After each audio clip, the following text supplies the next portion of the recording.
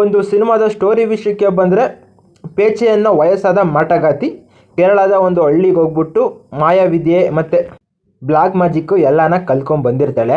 ಇವಾಗ ಆಲ್ರೆಡಿ ಅವಳು ಅನ್ಸ್ಯಾಟಿಸ್ಫೈ ವರನೂ ಕೂಡ ಪಡೆದಿರ್ತಾಳೆ. ಬಟ್ ಅದಕ್ಕೆ ಅವಳು ಕಾಣಿಕೆನ ಕೊಡಬೇಕಾಗಿರುತ್ತೆ. ಅದಕ್ಕೋಸ್ಕರ ಆ ಹಳ್ಳಿಲಿರೋ ಚಿಕ್ಕ ಚಿಕ್ಕ ಮಕ್ಕಳನ್ನ ಬಲಿ ಕೊಡ್ತಾ ಇರ್ತಾಳೆ.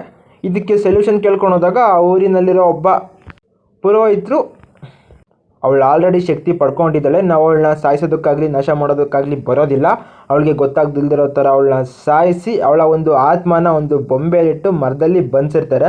ಮತ್ತು ಸುತ್ತ ಒಂದು ಬ್ಯಾರಿಕೇಡ್ ಹಾಕೋ ಥರ ಬಂಧನ ಕೂಡ ಮಾಡಿಸಿರ್ತಾರೆ. ಬಟ್ ಒಂದು ಕಪಲ್ಸು ಅನ್ಫಾರ್ಚುನೇಟಾಗಿ ಆ ಒಂದು ಮರದಲ್ಲಿರೋ ಕೊಂಬೆನ ಮುರಿಯೋದ್ರ ಮುಖಾಂತರ ಆ ಮಾಟಗಾತಿಗೆ ಹೊಡೆದಿರ್ತಕ್ಕಂಥ ಮೊಳೆನ ತೆಗೆದ್ಬಿಟ್ಟು ಅವಳನ್ನ ಫ್ರೀ ಮಾಡ್ತಾರೆ.